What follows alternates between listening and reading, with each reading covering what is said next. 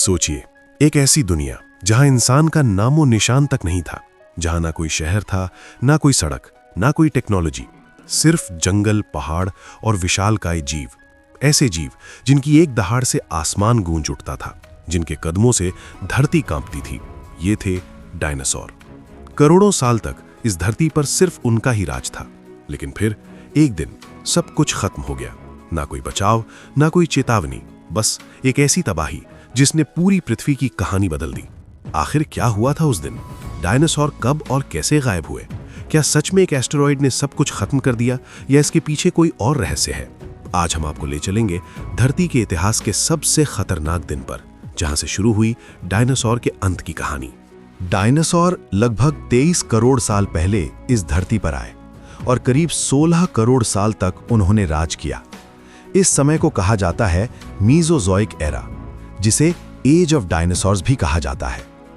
इस युग में 3 बड़े काल थे: ट्रायासिक, जुरासिक और क्रिटेशियस। धीरे धीरे डायनासोर्स इवॉल्व हुए और पृथ्वी के हर कोने में फैल गए। कुछ छोटे और तेज थे, तो कुछ इतने विशाल कि उनकी लंबाई 30-40 फीट तक होती थी।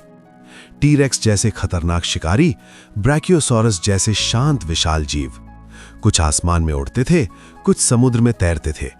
यानी जमीन, पानी और आसमान, हर जगह डायनासोर का ही राज था। आज की पृथ्वी और उस समय की पृथ्वी में बहुत फर्क था। सभी महाद्वीप एक साथ जुड़े हुए थे, जिसे पैंजिया कहा जाता था। जलवायु गर्म थी, बर्फ बहुत कम थी, घने जंगल, विशाल पेड़ और ऑक्सीजन से भरी हवा। ये सब डायनासोर के लिए एक परफेक्ट एनवायरनमेंट था। कोई इंसान नहीं था, कोई बड़ा खतरा नहीं था, सब कुछ शांत था। लेकिन ये शांति ज्यादा दिनों तक नहीं रहने वाली थी। जब डायनासोर अपनी जिंदगी जी रहे थे, उन्हें जरा भी अंदाजा नहीं था कि अंतरिक्ष में एक खतरनाक दुश्मन उनकी ओर बढ़ रहा है। एक विशाल एस्टेरॉयड जो लाखों सालों से अंतरिक्ष में घूम रहा था, धीरे धीरे पृथ्वी की ओर बढ़ रहा था और कोई भी उसे रोक नहीं सकता था। धरती पर वो दिन आया जिसने सब कुछ बदल दिया। Cretaceous Palaeogene extinction event. इस घटना में धरती के लगभग 75% जीव खत्म हो गए। ये सिर्फ एक एक्सटिंक्शन नहीं था, ये एक ग्लोबल डिजास्टर था।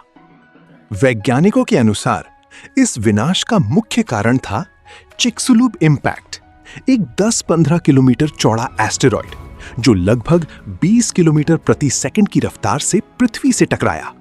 धमाका इतना भयानक था कि करोड़ों परमाणु बम एक साथ फट जाए, उससे भी ज्यादा ताकत। जैसे ही एस्टेरॉयड टकराया, पूरी पृथ्वी हिल गई। हजारों फीट ऊंची सुनामी उठी, आसमान आग से भर गया। हजारों किलोमीटर दूर तक सब कुछ जलने लगा। पेड़, जंगल, जानवर, सब कुछ खत्म होने लगा। एस्टेरॉयड की टक्कर से उठी गर्म चट्टानें आसमान में जाकर वापस धरती पर गिरने लगीं, जैसे आग की बारिश हो रही हो। पूरी पृथ्वी पर आग फैल गई और ज्यादातर जीव उसी समय जलकर मर गए। टक्कर के बाद धूल और धुआं आसमान में फैल गया। सूरज की रोशनी धरती तक पहुंचना बंद हो गई। दिन रात में बदल गया और ये अंधेरा कई महीनों, शायद सालों तक रहा। जब सूरज की रोशनी नहीं आई, तो धरती का तापमान तेजी से गिर गया। एक ग्लोबल विंटर शुरू हो गया। पेड़ पौधे मरने लगे और जीवन खत्म होने लगा। जब पौधे खत्म हुए, तो शाकाहारी डायनासोर भूख से मर गए और फिर मांसाहारी डायनासोर, जिनका खाना वही थे, वे भी धीरे धीरे खत्म हो गए। इस तरह पूरी फूड चेन कोलैप्स हो गई। कुछ वैज्ञानिक मानते हैं कि सिर्फ एस्टेरॉयड ही नहीं, बल्कि ज्वालामुखी भी जिम्मेदार थे। वोल्केनिज्म। भारत की डेक्कन ट्रैप्स में बड़े विस्फोट हुए, जिससे जहरीली गैसें वातावरण में फैल गईं और क्लाइमेट और भी खराब हो गया। ये सब एक दिन में नहीं हुआ, बल्कि हजारों सालों तक धीरे धीरे जीवन खत्म होता गया। कुछ जीव ठंड से मरे, कुछ भूख से, कुछ जहरीली हवा से, और अंत में डायनासोर पूरी तरह खत्म हो गए। जरा सोचिए, अगर डायनासोर आज भी जिंदा होते, तो क्या इंसान इस धरती पर होता? शायद नहीं, क्योंकि डायनासोर इतने ताकतवर थे कि किसी और प्रजाति के लिए जगह ही नहीं बचती। यानी हमारा अस्तित्व उनके अंत पर ही निर्भर है। डायनासोर का अंत हमें एक बहुत बड़ी सीख देता है। नेचर सबसे शक्तिशाली है। अगर एनवायरनमेंट बदलता है तो सबसे ताकतवर जीव भी खत्म हो सकता है।